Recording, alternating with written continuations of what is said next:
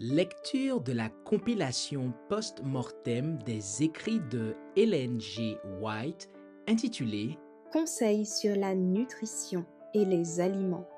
Section 8. Contrôle de l'appétit. L'absence de maîtrise de soi fut le premier péché.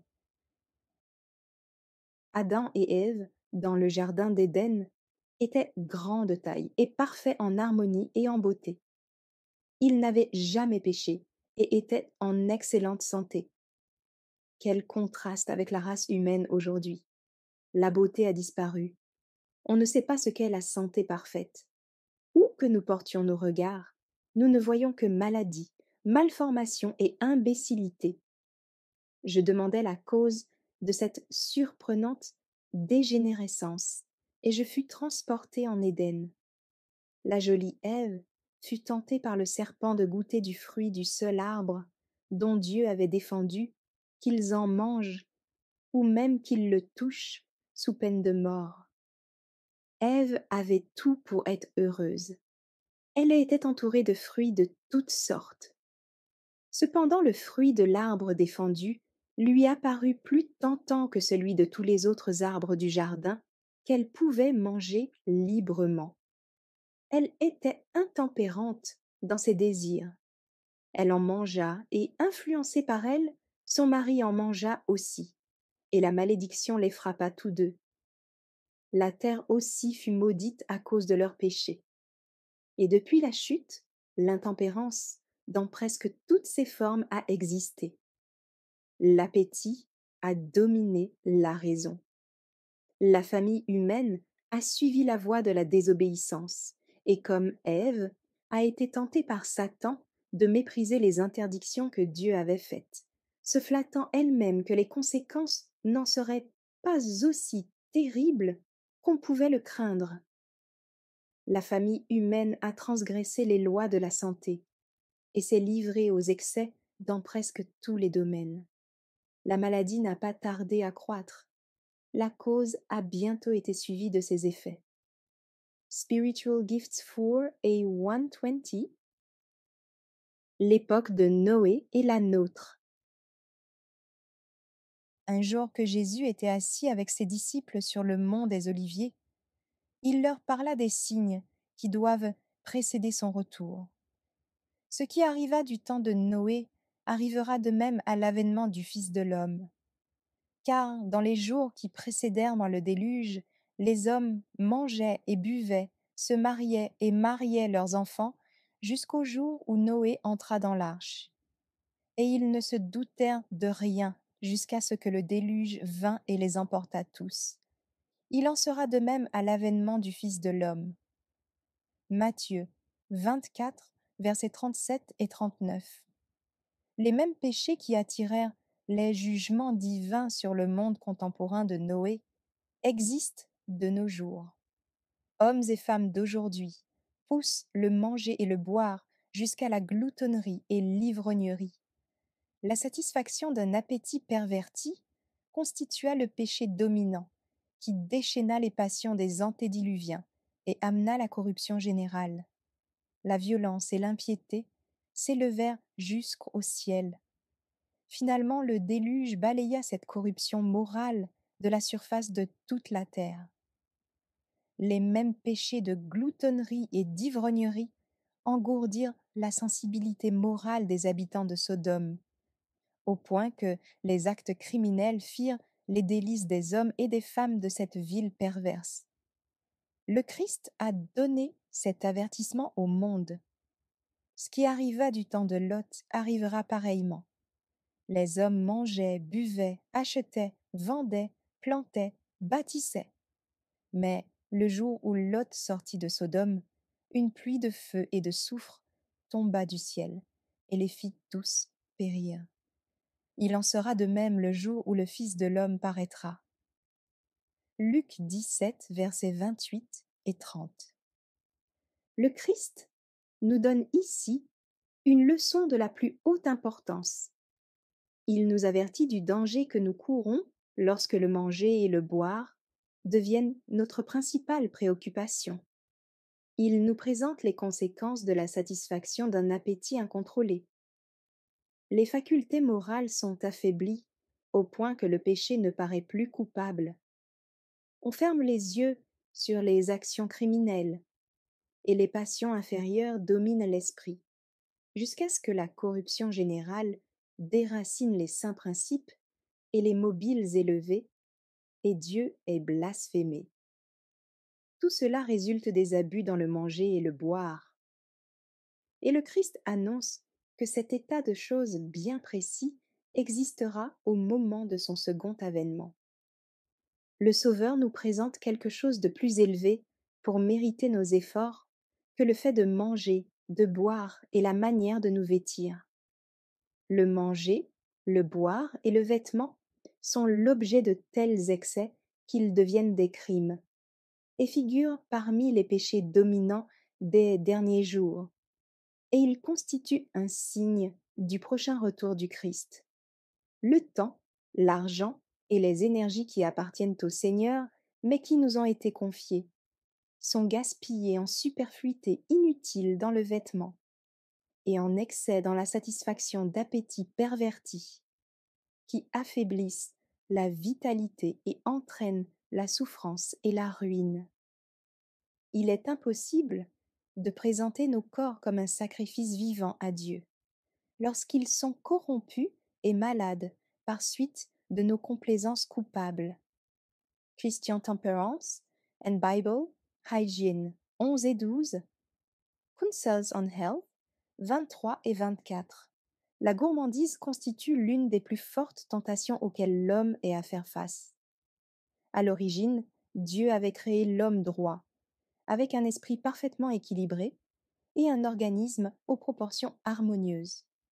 Mais à cause des séductions d'un adversaire malin, l'ordre de Dieu fut rejeté, et les lois de la nature imposèrent leur châtiment. Dès le jour où l'homme se laissa dominer par l'appétit, il s'abandonna de plus en plus à ses inclinations jusqu'à sacrifier sa santé sur l'autel de la gourmandise. Les antédiluviens étaient intempérants dans le manger et le boire.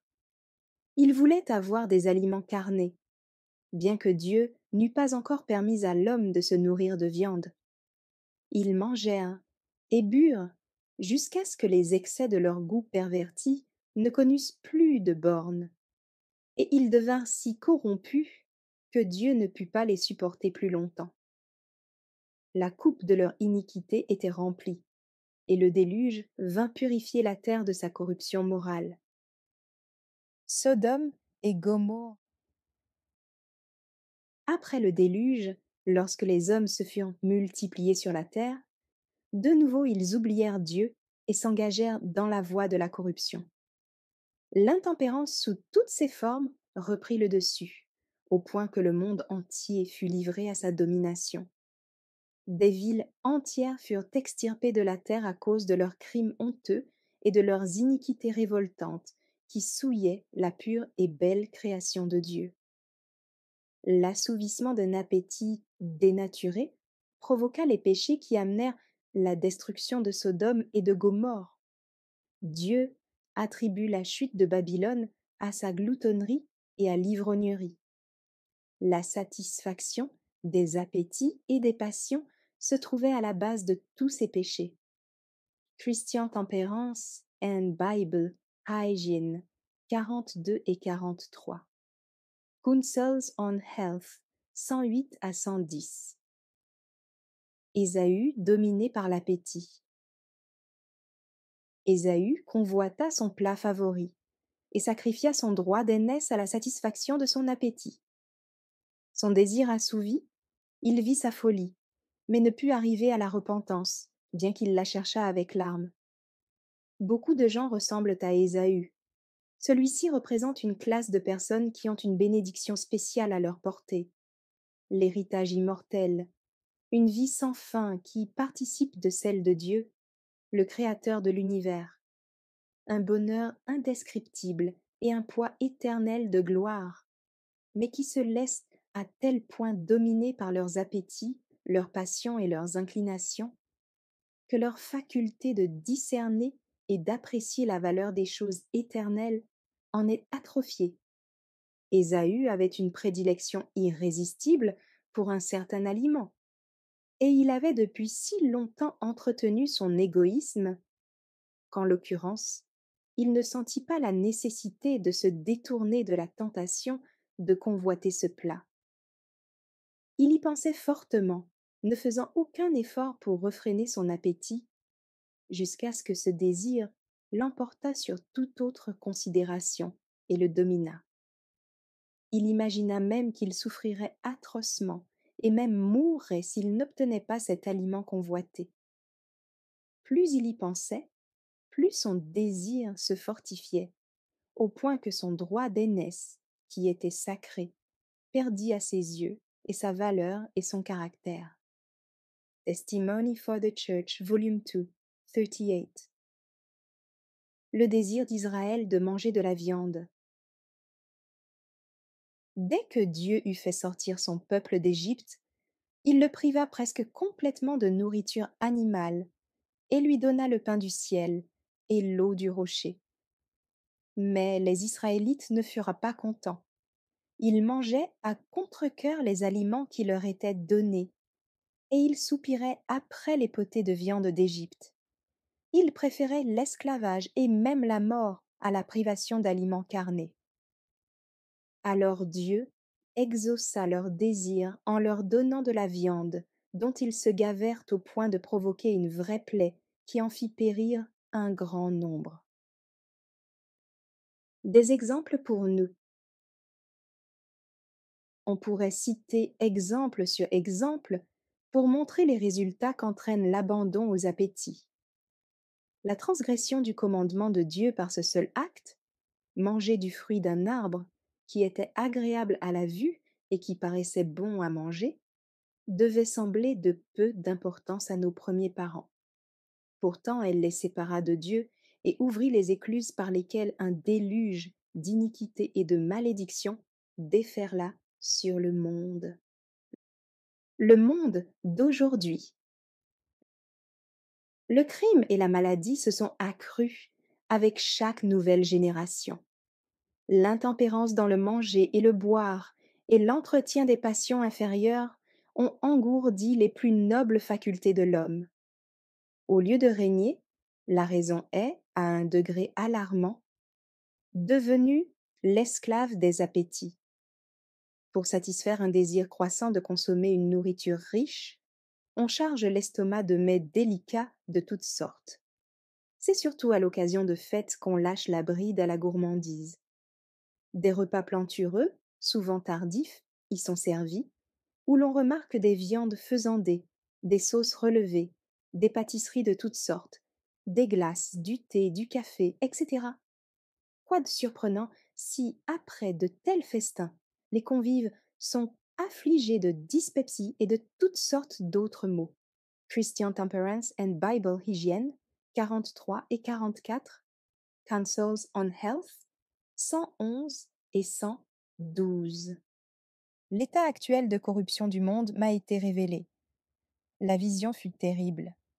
Je m'étais étonnée de ce que les habitants de la terre ne fussent pas détruits comme les citoyens de Sodome et de Gomorrhe. J'y avais vu une raison suffisante dans le présent état de dégénérescence et de mortalité qui sévit dans le monde. Les passions aveugles dominent la raison, et toute considération élevée est sacrifiée à la satisfaction des désirs. Le premier grand péché fut l'intempérance dans le manger et le boire. Hommes et femmes se sont rendus eux-mêmes esclaves de l'appétit. Ils sont intempérants dans le travail. Ils accomplissent une somme énorme de travail pour garnir leur table d'une nourriture qui endommage gravement un organisme déjà surchargé. Les femmes passent une grande partie de leur temps devant leur fourneau, préparant une nourriture qu'elles assaisonnent abondamment d'épices pour satisfaire le goût. En conséquence, les enfants sont livrés à eux-mêmes et ne reçoivent aucune instruction morale et religieuse. La mère surmenée néglige de cultiver la douceur du caractère, qui est le rayon de soleil de la maison. les perspectives éternelles sont reléguées au deuxième plan. Tout le temps est employé à la préparation d'aliments destinés à satisfaire l'appétit et qui ruinent la santé, aigrisent l'humeur et obnubilent les facultés de raisonnement. Spiritual Gifts 4 à 131 et 132. L'intempérance règne partout. Nous la constatons dans les trains, sur les bateaux et où que nous allions. Et nous nous demandons si nous faisons notre devoir pour arracher les âmes aux griffes du tentateur. Satan est toujours aux aguets pour attirer l'humanité tout entière sous sa domination. Mais c'est surtout par les excès de table qu'il tient la majorité des hommes en son pouvoir. Aussi les y pousse-t-il par tous les moyens dont il dispose. Tous les excitants non naturels sont nuisibles et éveillent la passion pour les boissons fermentées. Comment avertir le public contre ce danger pour prévenir les maux terrifiants qui résultent de l'intempérance? Dans ce domaine, avons-nous fait tout ce qu'il nous était possible de faire? Christian Temperance and Bible, Hygiene 16. Adorer sur l'autel de la gourmandise. Dieu a accordé une grande lumière à son peuple. Cependant, nous ne sommes pas à l'abri de la tentation. Quels sont parmi nous ceux qui invoquent les dieux d'Écrone? Chez combien de personnes, même parmi les adventistes du 7e jour, peut-on voir ce qui doit caractériser les enfants de Dieu? Voyez ce tableau, qui n'est pas tiré de l'imagination. Un malade, apparemment très sincère, mais fanatique et orgueilleux, avoue ouvertement son mépris pour les lois de la santé et de la vie, lois que la miséricorde divine nous a amenés à accepter en tant que peuple de Dieu. Il veut que ces aliments soient préparés de façon à satisfaire son appétit dépravé. Plutôt que de s'asseoir à une table pourvue d'une nourriture saine, il fréquente des restaurants où il pourra manger comme il l'entend. Avocat éloquent de la tempérance, il en néglige les principes fondamentaux. Il désire être guéri, mais ne veut consentir à aucun renoncement. Cet homme rend un culte à l'autel de la gourmandise. C'est un idolâtre. Ses facultés qui, sanctifiées et ennoblies, pourraient être employées à honorer Dieu, sont affaiblies et de peu d'utilité. Un caractère irritable, un cerveau confus et des nerfs affaiblis, voilà quelques-uns des résultats de son mépris des lois naturelles. C'est un incapable auquel on ne peut se fier. Témoignages pour l'Église, volume 2, 60 et 61. Le Christ, victorieux à nos côtés. Dans le désert de la tentation, le Christ dut subir les tentations principales qui peuvent assaillir l'homme. Là, il rencontra seul le subtil et rusé adversaire, et il en fut vainqueur. La première grande tentation concernait l'appétit, la seconde, la présomption, la troisième, l'amour du monde. Satan avait soumis ses myriades en les tentant par la gourmandise. Au moyen de la satisfaction du goût, le système nerveux se trouve excité et la puissance du cerveau affaiblie, rendant impossible une réflexion calme et sensée. L'esprit est déséquilibré. Ses facultés les plus hautes et les plus nobles sont perverties pour servir les appétits de la chair, et les intérêts sacrés et éternels sont méprisés. Lorsque ce but est atteint, Satan peut venir avec ses deux autres grandes tentations, et il trouve une entrée toute prête. Ces multiples tentations proviennent toutes de ces trois grands points. Testimony for the Church, 4, verset 44. De toutes les leçons qui se dégagent de la première grande tentation du Seigneur, aucune n'est plus importante que celle qui a trait à la domination des appétits et des passions.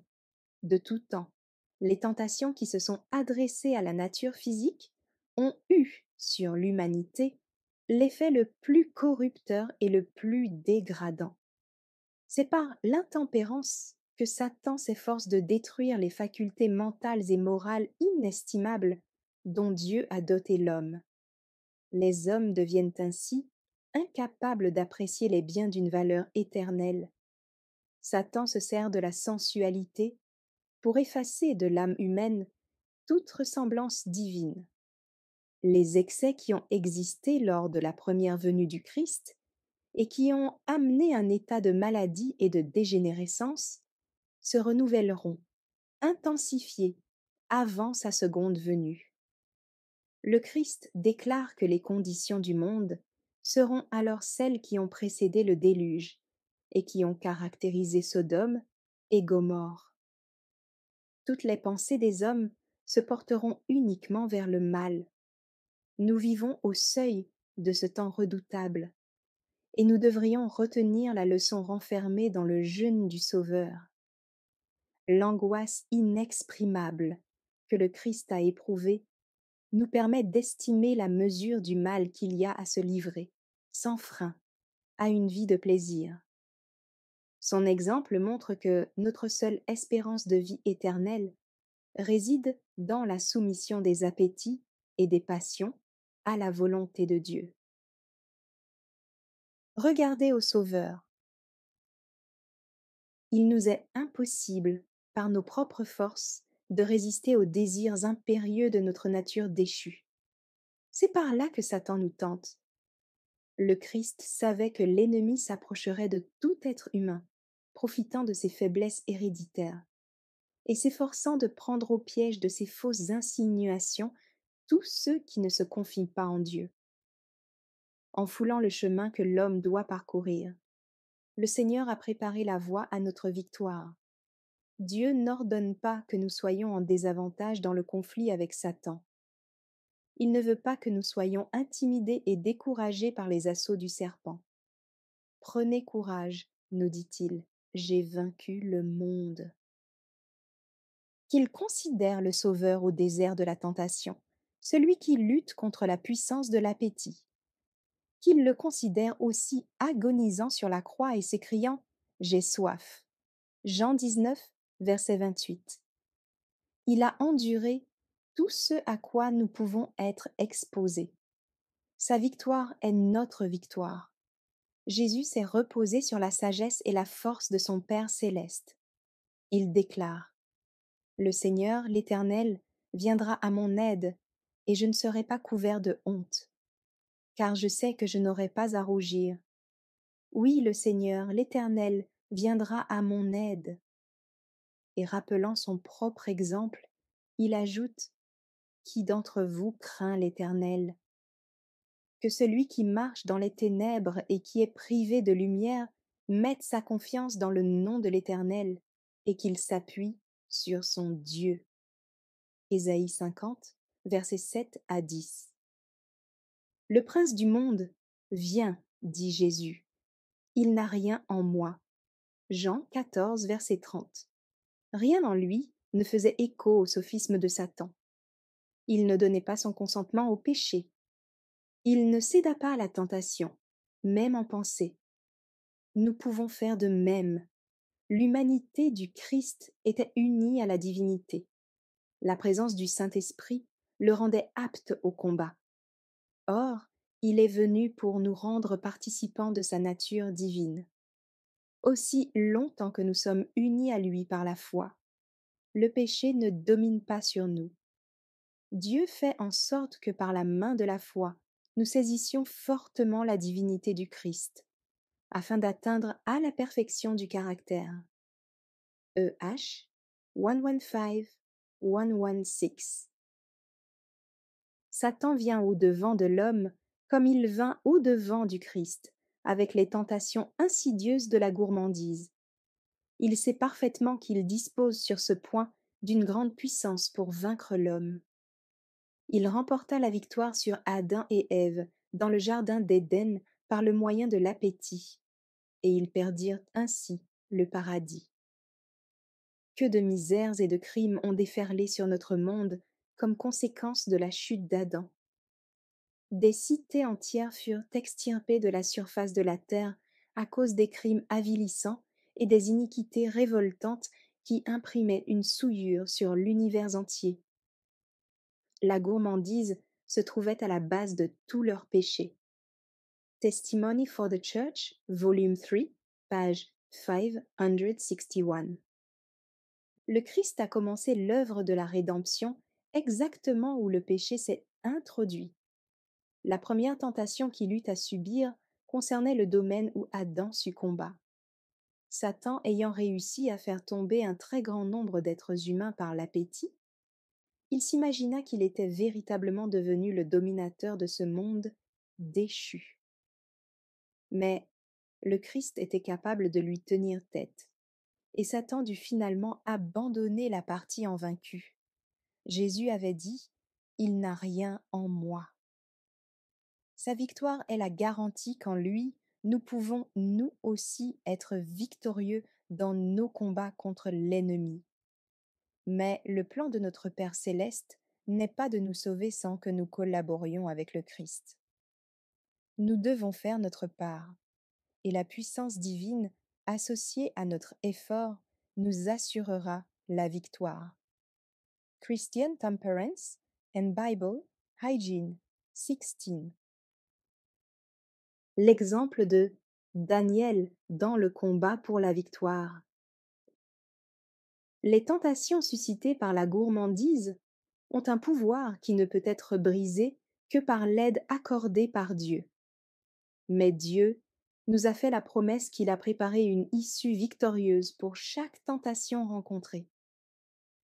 Pourquoi alors tant de personnes succombent-elles à la tentation? Simplement parce qu'elles ne se confient pas aux moyens mis à leur disposition par Dieu pour leur assurer la sécurité.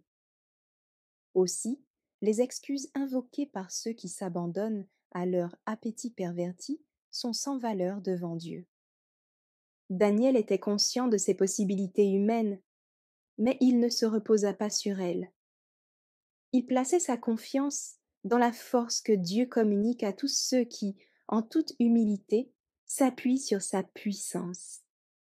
Il résolut dans son cœur de ne pas se souiller avec les mets et le vin dont le roi usait, car il savait qu'une telle nourriture ne pouvait pas accroître ses forces physiques ni développer ses capacités intellectuelles. Il refusa de prendre du vin ou un stimulant factice. Il ne voulut rien faire qui pût obnubiler son esprit. Et Dieu lui donna de l'intelligence dans toutes les lettres et de la sagesse.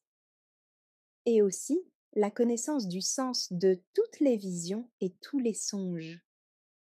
Daniel 1 verset 17. Les parents de Daniel lui avaient inculqué dès son enfance des habitudes de stricte tempérance. Ils lui avaient appris qu'il devait se conformer aux lois naturelles dans tout ce qu'il faisait, que son régime alimentaire exerçait une influence directe sur ses facultés physiques, mentales et morales, et qu'il était responsable devant Dieu de toutes ses capacités, car celles-ci lui avaient été confiées par Dieu, et il ne devait pas, par son comportement, les minimiser ou les atrophier. Cette éducation contribua à faire connaître la grandeur de la loi divine et le porta à la vénérer dans son cœur. Pendant les premières années de sa captivité, Daniel dut passer par des épreuves qui lui révélèrent les grandeurs de la cour, l'hypocrisie qui y prévalait et le paganisme. C'était certes une école bien étrange pour le préparer à une vie de sobriété, de travail et de fidélité. Et pourtant, il ne fut pas contaminé par l'atmosphère malsaine dans laquelle il fut amené à vivre. L'histoire de Daniel et de ses jeunes compagnons démontre les avantages résultant d'un régime de sobriété, et aussi ce que Dieu veut faire en faveur de ceux qui collaborent avec lui pour la purification et l'ennoblissement de l'âme. Ils honoraient Dieu et furent en lumière à la cour de Babylone. À travers ce récit, nous entendons la voix de Dieu qui s'adresse à chacun de nous, individuellement. nous suppliant de nous éclairer aux précieux rayons de lumière qui entourent le sujet de la tempérance chrétienne et de nous conformer aux lois de la santé. Christian Temperance and Bible Hygiene 22, 23. Que serait-il arrivé si Daniel et ses compagnons avaient fait un compromis avec les officiers supérieurs et avaient cédé à la contrainte des circonstances en mangeant et buvant, ce qui constituait l'ordinaire des Babyloniens? Cette seule défaillance dans le respect des principes aurait suffi à affaiblir leur sens de la droiture et leur horreur du mal. La gourmandise aurait impliqué le sacrifice de la vigueur physique, de la clarté de l'intelligence et de la puissance spirituelle. Le premier faux pas en aurait probablement entraîné d'autres jusqu'à ce que, leur communion avec le ciel étant rompue, ils fussent emportés par la tentation. The Review and Herald, 25 janvier 1881. Counsels on Health, 66. Notre devoir de chrétien. Lorsque nous sommes conscients des exigences de Dieu à notre égard, nous voyons qu'il nous demande d'être tempérants en toutes choses. Nous avons été créés dans le but de glorifier Dieu dans nos corps et dans nos esprits, qui lui appartiennent. Comment pourrions-nous le faire en satisfaisant notre appétit au détriment des facultés physiques et morales? Dieu demande que nous lui présentions nos corps en sacrifice vivant.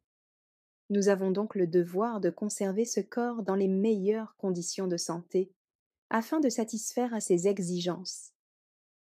Soit donc que vous mangiez, soit que vous buviez, soit que vous fassiez quelque autre chose, faites tout pour la gloire de Dieu.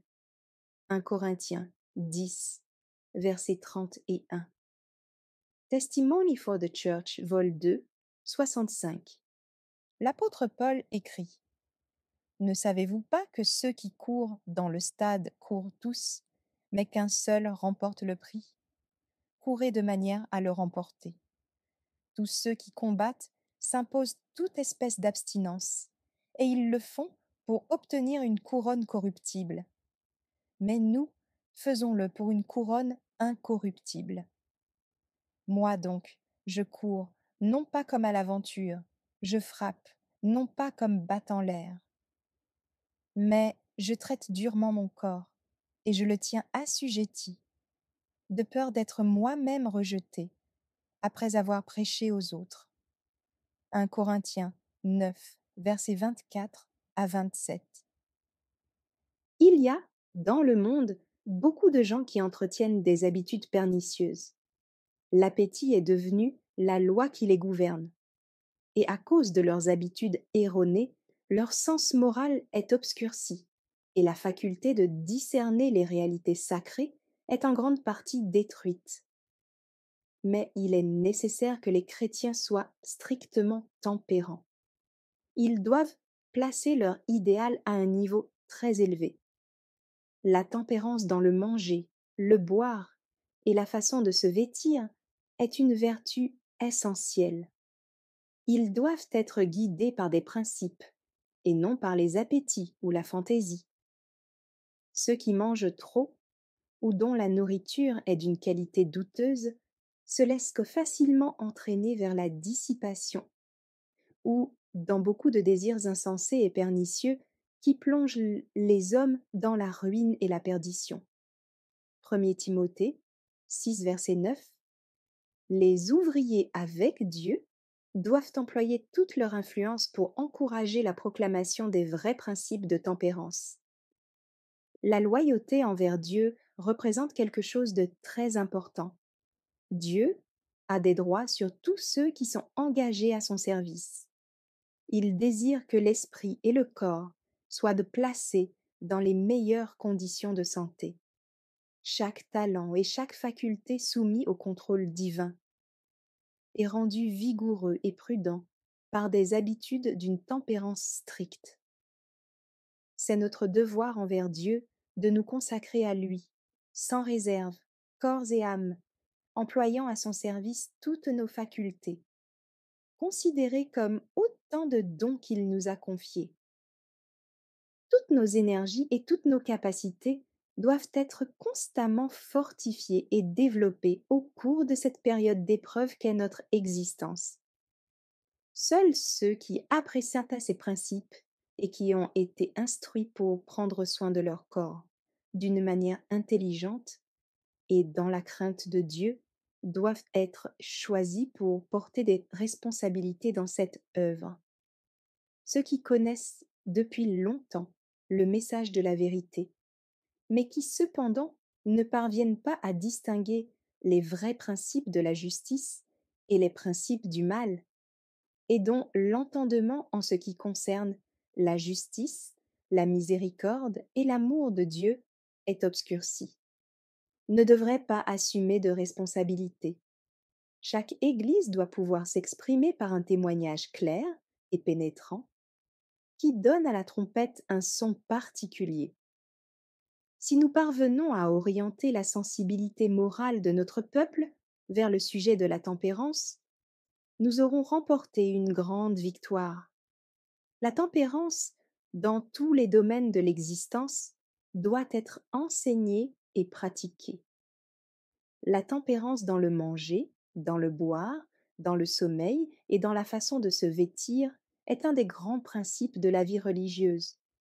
Toute vérité qui pénètre dans le sanctuaire de l'âme devient un guide dans la façon de prendre soin du corps.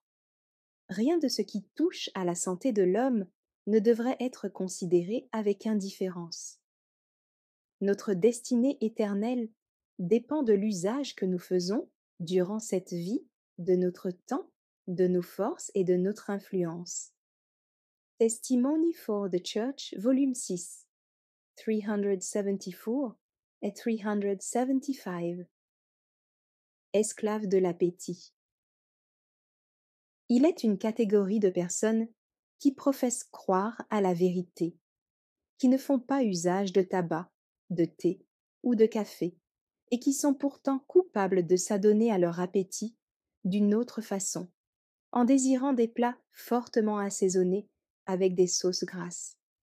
Leur appétit s'est tellement perverti que même la viande ne peut les satisfaire à moins d'être préparée de la manière la plus nocive. L'estomac est excité, les organes digestifs sont surchargés. Cependant, l'estomac s'efforce de se libérer du fardeau qui lui est imposé. Lorsqu'il a rempli sa tâche, il est épuisé, ce qui provoque de la faiblesse. Bien des gens se trompent sur ce point et croient que c'est le manque de nourriture qui leur donne cette sensation. Sans laisser le temps à l'estomac de se reposer, ils absorbent davantage de nourriture, ce qui supprime momentanément la faiblesse. Mais plus on cède à l'appétit, plus ces exigences se multiplient. Cette faiblesse générale provient le plus souvent du fait que l'on mange trop et trop souvent. Parce que c'est une habitude et qu'elle favorise un appétit morbide, des gâteaux, des tartes, des puddings et toutes sortes de plats nocifs sont absorbés avec excès. La table doit être couverte d'aliments variés, sinon un appétit dépravé ne peut y trouver son compte. Le matin, ces esclaves de l'appétit ont une haleine fétide et la langue chargée. Ils n'ont pas de santé et ils s'étonnent d'éprouver des douleurs, d'avoir des maux de tête et de souffrir de misères de toutes sortes. Beaucoup mangent 3 fois par jour et une fois encore avant d'aller se coucher. Très rapidement, les organes digestifs s'usent car ils n'ont pas le temps de se reposer. Ces gens deviennent de misérables dyspeptiques et se demandent ce qui les a rendus tels. La cause a produit son effet. On ne devrait jamais prendre un second repas avant que l'estomac ait eu le temps de se reposer de son travail de digestion du repas précédent. Si l'on doit absorber malgré tout un troisième repas, il doit être léger et pris plusieurs heures avant le coucher. Beaucoup de gens sont à tel point enchaînés à l'intempérance que dans n'importe quelle circonstance, ils ne voudront abandonner leur gourmandise. Ils préféreraient sacrifier leur santé, voire mourir prématurément, plutôt que de refréner leur appétit intempérant. Il y en a beaucoup aussi qui ignorent le rapport qui existe entre le manger et le boire et la santé. S'ils étaient éclairés, ils auraient déjà peut-être le courage de renoncer à leur appétit, ils mangeraient plus modérément et uniquement des aliments sains, et grâce à leur orientation nouvelle, s'éviteraient beaucoup de souffrances. Éduquer l'appétit. Les personnes qui, en se conformant à leurs appétits, ont pris l'habitude de consommer librement de la viande, des sauces très relevées et toutes sortes de gâteaux riches et de conserves, ne peuvent pas se mettre d'un seul coup à un régime simple, nourrissant et sain. Du fait que leur goût est perverti, elles n'ont pas d'appétit pour une nourriture composée de fruits sains, de pain complet et de légumes. Elles n'éprouvent pas le besoin d'envisager l'usage d'aliments totalement différents de ceux qu'elles consomment habituellement. S'il ne leur est pas possible d'apprécier d'emblée un régime simple, elles devraient jeûner jusqu'à ce qu'elles y arrivent. Le jeûne leur sera plus bénéfique que les médicaments, car leur estomac épuisé trouvera le repos dont il a depuis longtemps besoin, et leur faim, qui est réelle, pourra être satisfaite par un régime simple. Il faudra du temps pour que leur goût se remette des excès qui lui ont été imposés et reprenne sa fonction naturelle.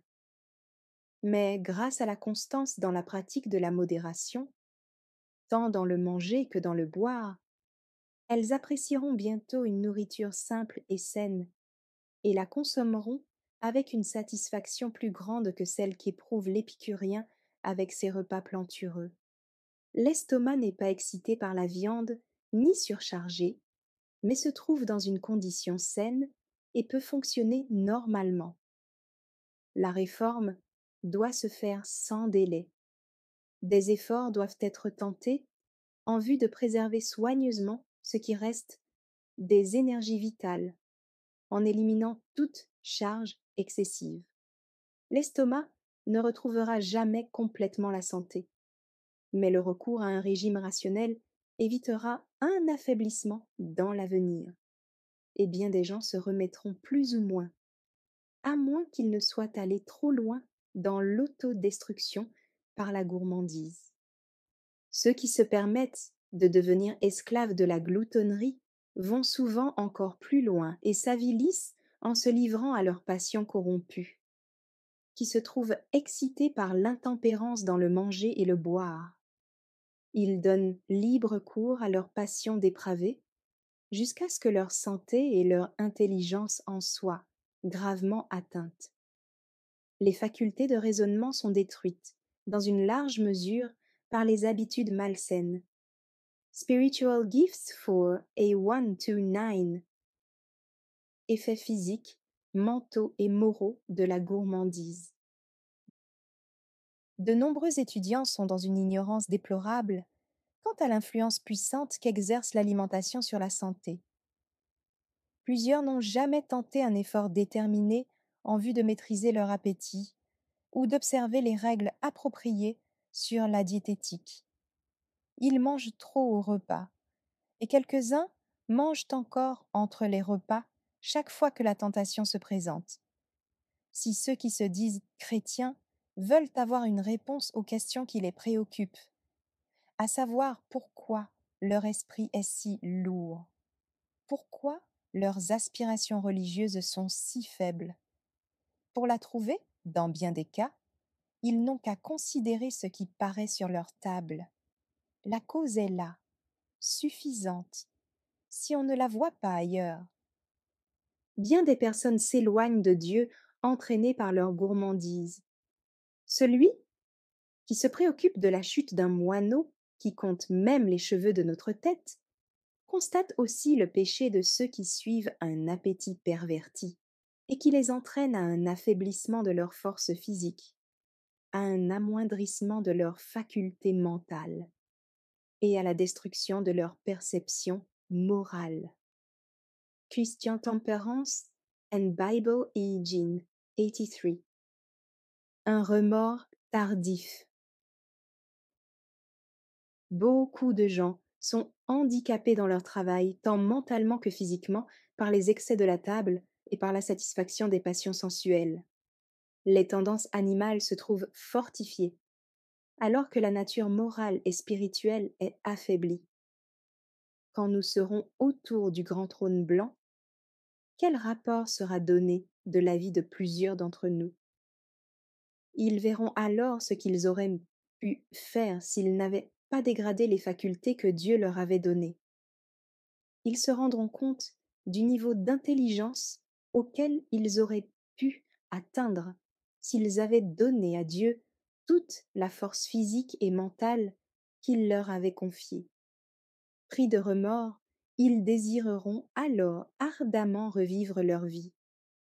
Témoignage pour l'Église, volume 2, 30 et 31. Un appétit immodéré doit être refréné. La Providence a conduit le peuple de Dieu de manière à le libérer des habitudes irrationnelles du monde, de la gourmandise et des passions, et à lui permettre d'entrer dans la voie du renoncement et de la tempérance en toutes choses. Le peuple que Dieu dirigea doit être un peuple particulier. Il doit être différent du monde. S'il se conforme aux instructions de Dieu, il accomplira ses desseins et soumettra sa volonté à la sienne. Le Christ habitera dans le cœur de tous. Le temple de Dieu sera sanctifié. Votre corps, dit l'apôtre, est le temple du Saint-Esprit. Dieu ne souhaite pas que ses enfants se négligent au détriment de leur force physique. Il leur demande d'obéir à la loi naturelle en vue de préserver leur santé physique. Le sentier de la nature est la voie qu'il indique, et il est assez large pour le chrétien. D'une main généreuse, Dieu nous a prodigué ses bienfaits, riches et variés, pour notre vie et notre plaisir. Mais pour nous permettre de bénéficier d'un appétit naturel, qui contribuera à préserver notre santé et à prolonger notre vie, il nous invite à refréner les désirs. Il nous dit: prenez garde, restreignez, dominez l'appétit immodéré. Si nous développons un appétit perverti, nous violons les lois qui régissent notre être et assumons la responsabilité d'abuser de nos corps et d'attirer la maladie sur nous. Christian Temperance and Bible Hygiene, 150, 151. Tous ceux qui ont compris les dangers de l'usage de la viande, du thé et du café, ainsi que d'aliments trop riches ou préparés d'une mauvaise manière, et qui sont décidés à contracter une alliance avec Dieu par le sacrifice, banniront de leur régime tout ce qu'ils savent être anti-hygiénique. Dieu exige que les appétits soient purifiés et que l'on renonce à ce qui peut nuire à la santé. C'est ainsi que nous pourrons être à ses yeux un peuple parfait. Témoignage pour l'Église, volume 3, 422.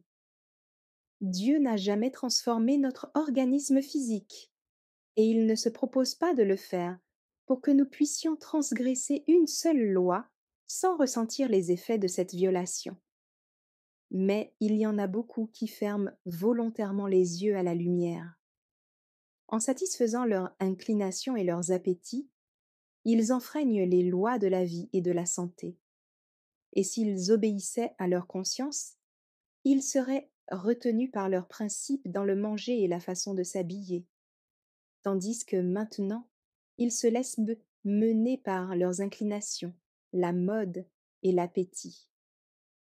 The Health Reformer, septembre 1871. L'efficience des ouvriers de Dieu dépend d'un appétit contrôlé. Faites comprendre à nos membres la nécessité de résister à la tentation de se livrer à la gourmandise. C'est là que beaucoup sont défaillants. Expliquez comment le corps et l'esprit sont intimement unis et montrez la nécessité de les conserver tous deux dans la meilleure condition possible.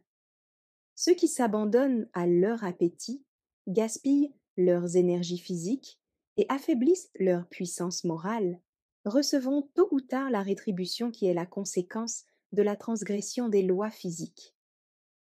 Le Christ a donné sa vie pour obtenir la rédemption du pécheur.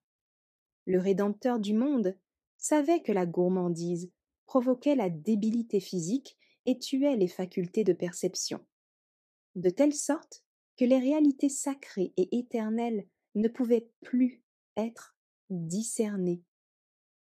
Il savait que le laisser-aller pervertissait les forces morales, et que ce dont l'homme avait le plus besoin, c'était la conversion, dans son cœur, son esprit et son âme, d'une vie d'égoïsme à une vie de désintéressement et de don de soi. Puisse le Seigneur vous aider, en tant que son serviteur, à lancer un appel aux prédicateurs et à réveiller les églises endormies. Que vos travaux respectifs de médecins et de pasteurs s'associent étroitement. C'est pour cela que nos institutions médicales ont été créées, pour prêcher les réalités de la véritable tempérance. En tant que peuple, nous avons besoin d'une réforme, et tout spécialement les prédicateurs et les professeurs. J'ai reçu des instructions pour dire à nos pasteurs et aux présidents de fédérations: votre efficience en tant qu'ouvrier de Dieu dans l'œuvre de salut pour les âmes en péril dépend, pour son succès, du contrôle de l'appétit. Maîtrisez l'envie de satisfaire l'appétit, et si vous le faites, vos passions seront facilement vaincues. Alors, vos énergies mentales et morales seront plus fortes. Ils l'ont vaincu, Satan, à cause du sang de l'agneau et à cause de la parole de leur témoignage. Lettre 158, 1909. Appel à un compagnon de travail. Le Seigneur vous a choisi pour travailler dans son œuvre. Et si vous le faites consciencieusement, sagement, si vous tenez vos habitudes dans le manger sous le contrôle strict de la connaissance et de la raison, vous connaîtrez de nombreuses heures plus joyeuses et plus douces que si vous agissez imprudemment. Refrénez-vous, tenez votre appétit sous bonne garde, et abandonnez-vous ensuite entre les mains de Dieu. Prolongez votre vie par une constante surveillance de vous-même. Lettre 49, 1892. La tempérance accroît la vigueur. Les hommes qui proclament le dernier message d'avertissement au monde, message décisif pour la destinée des âmes, devraient sciemment mettre en pratique les vérités qu'ils prêchent aux autres. Il leur faut montrer l'exemple à tous dans le manger et le boire, ainsi que dans la pureté de leur conduite. La gourmandise, la satisfaction des passions les plus basses et des péchés hideux sont cachés sous le vêtement de la sainteté, par beaucoup de ceux qui se prétendent représentants du Christ sur la terre. Ce sont des hommes qui ont beaucoup de talents naturels, mais qui n'accomplissent pas la moitié de ce qu'ils pourraient faire s'ils étaient tempérants. La satisfaction de l'appétit et des passions obnubile l'esprit, diminue les forces physiques comme elle affaiblit la vigueur morale. Les pensées ne sont pas claires, les paroles manquent de puissance. N'étant pas vivifiées par l'Esprit de Dieu, elles ne peuvent atteindre le cœur des auditeurs. Puisque nos premiers parents ont dû quitter le jardin d'Éden pour avoir cédé indûment à leur appétit, notre seul espoir d'y rentrer est de résister fermement à la gourmandise et à la passion. La sobriété dans la nourriture et la maîtrise des passions préserveront l'intelligence, produiront la vigueur mentale et morale, et rendront l'homme capable de se soumettre entièrement au contrôle des plus hautes facultés et de discerner entre le bien et le mal, le sacré et le profane.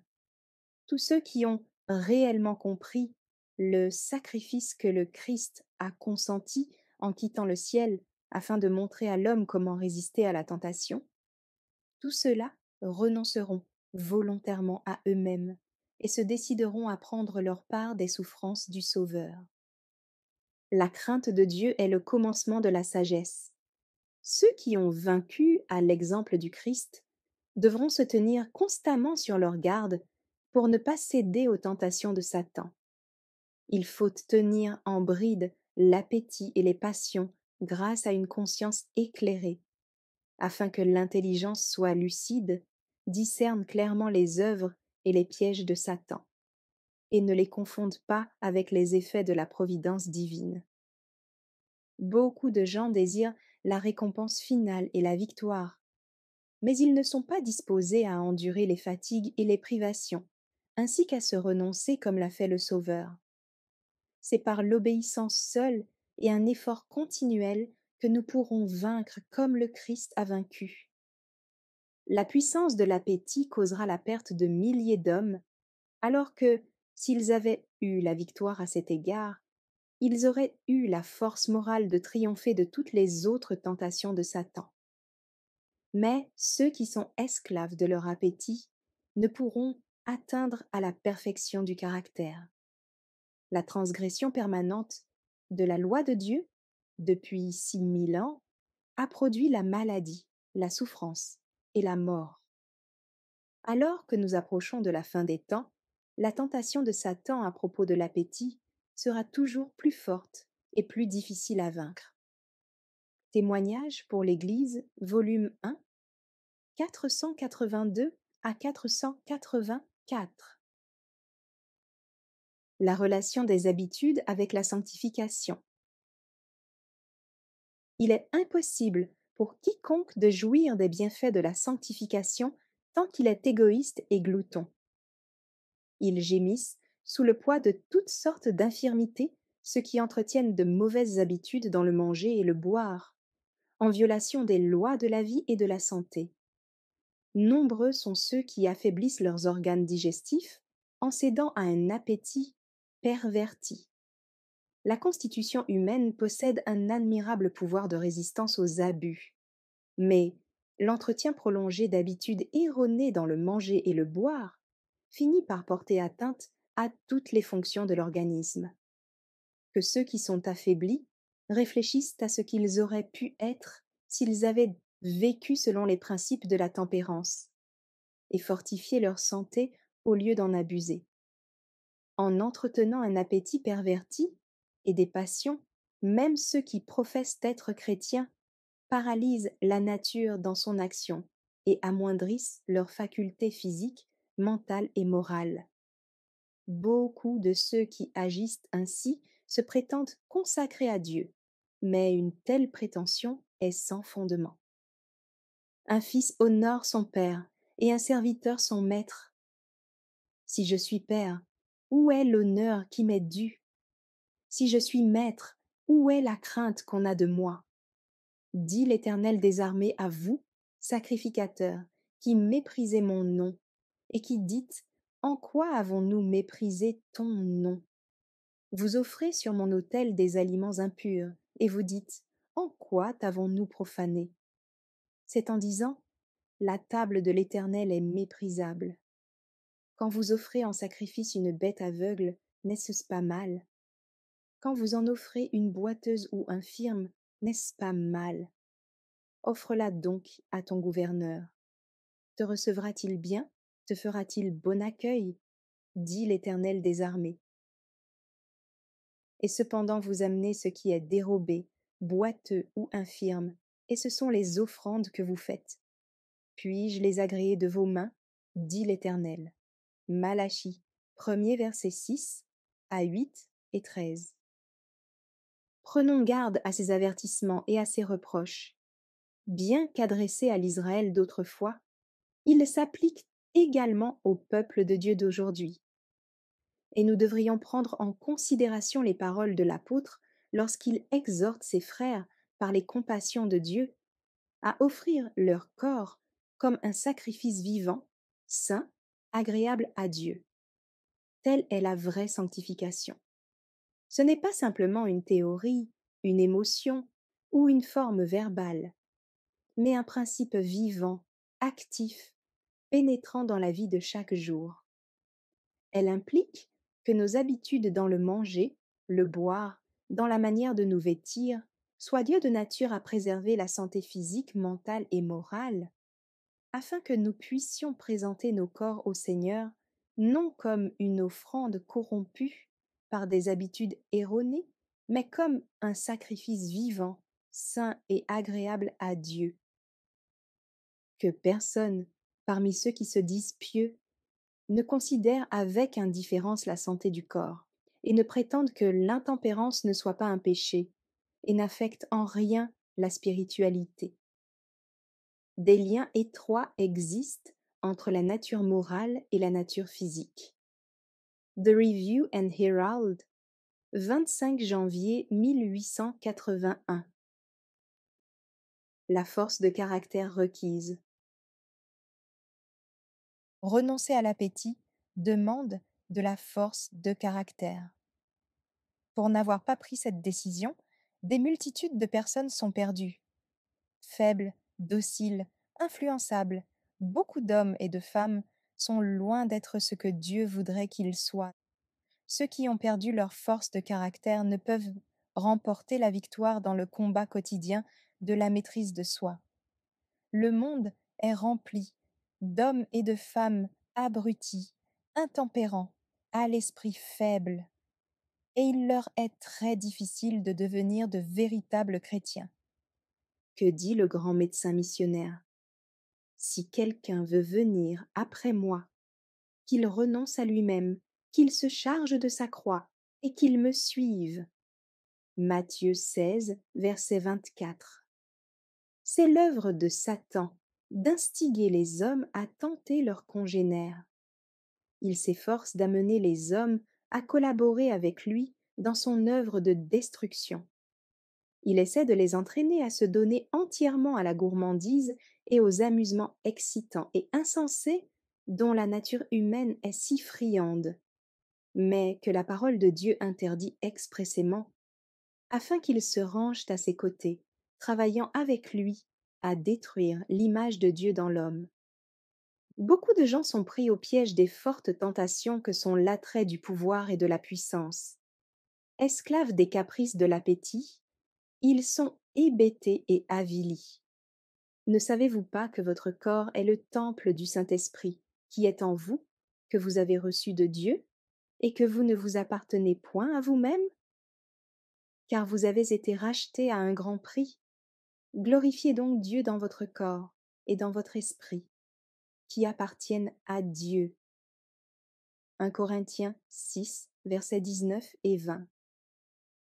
Ceux qui ont toujours présent à l'esprit le fait qu'ils sont en communion avec Dieu n'imposeront pas à leur estomac une nourriture qui plaît au goût, mais fait du tort aux organes digestifs.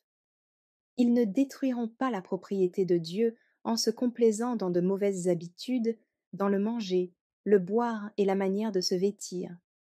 Ils prendront grand soin de l'organisme humain, étant conscients qu'ils doivent agir de la sorte pour travailler en collaboration avec Dieu, qui veut qu'ils soient en santé, heureux et utiles. Mais pour parvenir à cette condition, il faut qu'ils placent leur volonté sous la dépendance de celle de Dieu.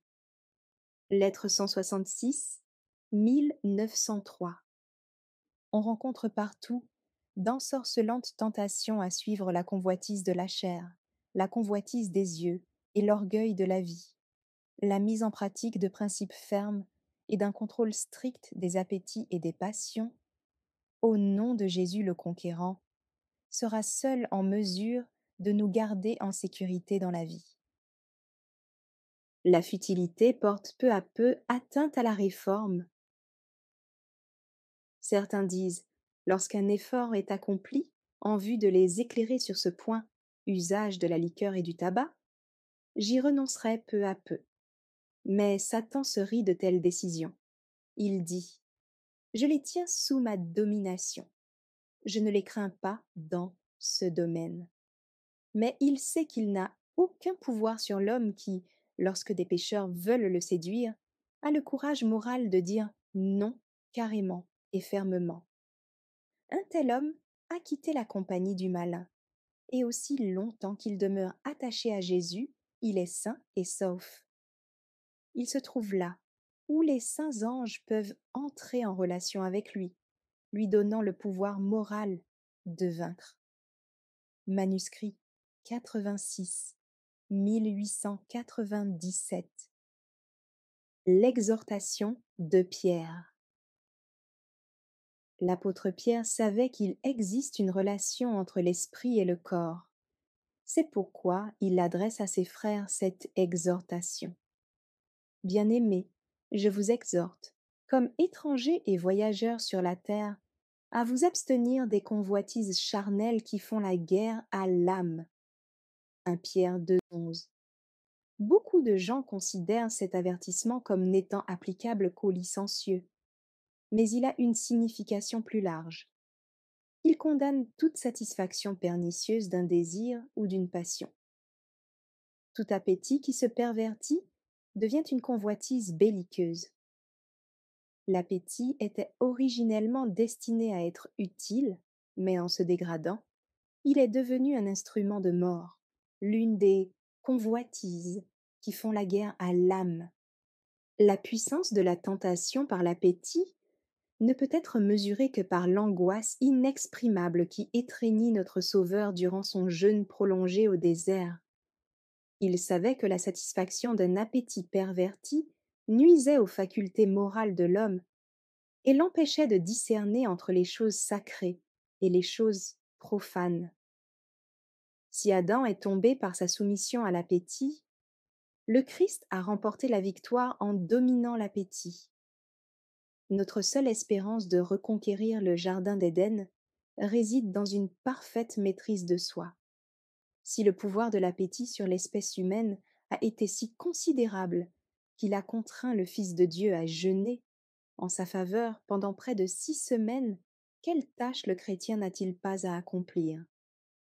Toutefois, quelque sévère que soit l'épreuve, la victoire est certaine pour celui qui se confie en cette puissance divine qui a résisté aux plus rudes assauts de Satan.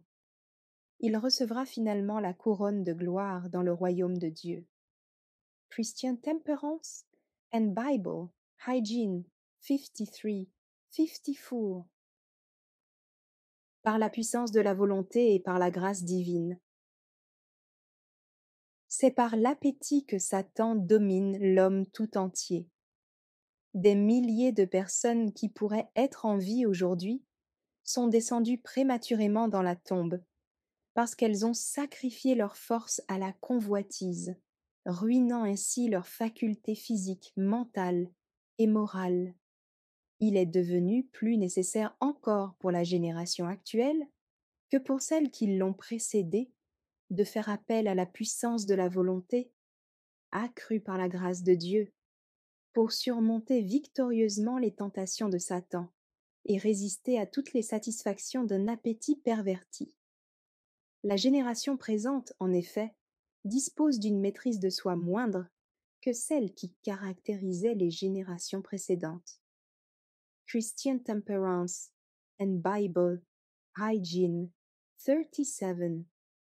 Il y en a peu qui ont la force morale de résister à la tentation, spécialement celle de l'appétit, et de pratiquer le désintéressement. Pour certains, c'est une tentation trop forte à laquelle ils ne peuvent résister de voir les autres faire un 3e repas. Et ils s'imaginent qu'ils ont faim, alors que cette sensation ne vient pas de l'estomac mais de l'esprit, qui n'a pas été fortifié par de fermes principes et entraîné au renoncement. Les remparts de la maîtrise de soi et de la modération ne devraient pas pouvoir être affaiblis et abattus à la moindre sollicitation. Paul, l'apôtre des gentils, dit « Mais je traite durement mon corps, et je le tiens assujetti, de peur d'être moi-même rejeté, après avoir prêché aux autres. » 1 Corinthiens 9, verset 27. Ceux qui ne peuvent vaincre dans les petites choses n'auront pas la puissance morale nécessaire pour résister aux grandes tentations. Testimonies for the Church, Volume 4, 574, 1881. Accordez une grande attention à votre alimentation. Allez de la cause à l'effet. Maintenez l'appétit sous le sceptre de la raison. Ne malmenez pas votre estomac en mangeant trop, mais ne vous privez pas des aliments sains et nécessaires à la santé. Rayon de santé 108. Dans vos rapports avec les incroyants, ne vous laissez pas entraîner loin des principes justes. Si vous êtes invité à leur table, mangez sobrement et abstenez-vous d'aliments capables d'obscurcir vos pensées. Gardez-vous de l'intempérance. Vous ne pouvez affaiblir vos forces physiques et mentales si vous ne voulez pas devenir incapable de discerner les choses spirituelles. Maintenez votre esprit dans un état tel que vous puissiez comprendre ce que Dieu veut vous enseigner par les précieuses vérités de sa parole. Témoignage pour l'Église, volume 2, 644. Un problème de courage moral.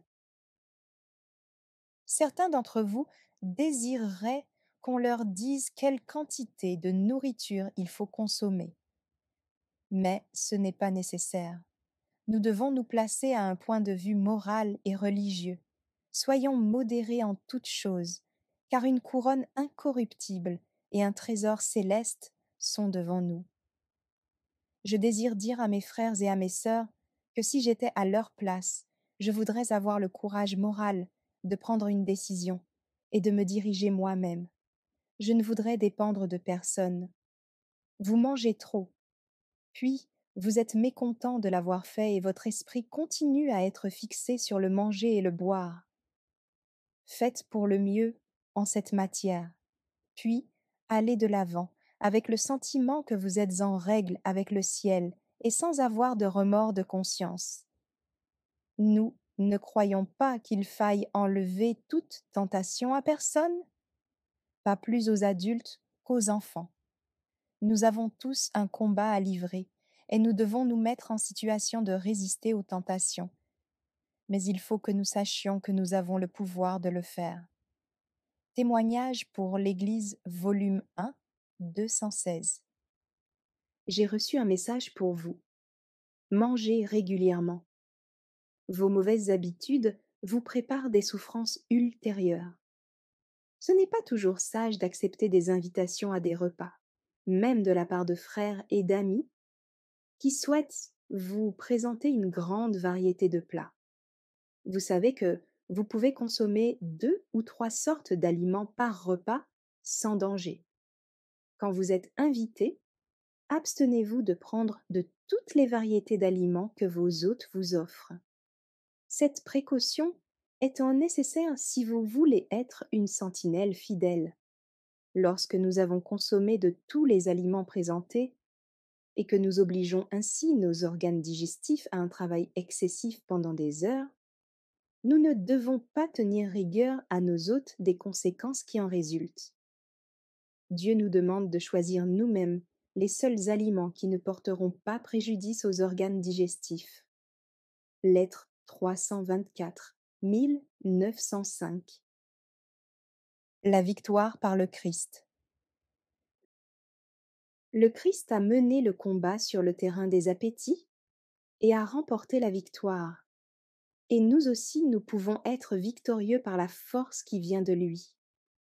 Qui entrera dans la cité par les portes? Ce ne sont pas ceux qui disent ne pas pouvoir maîtriser leurs appétits. Le Christ a résisté à la puissance de celui qui voudrait nous tenir asservis.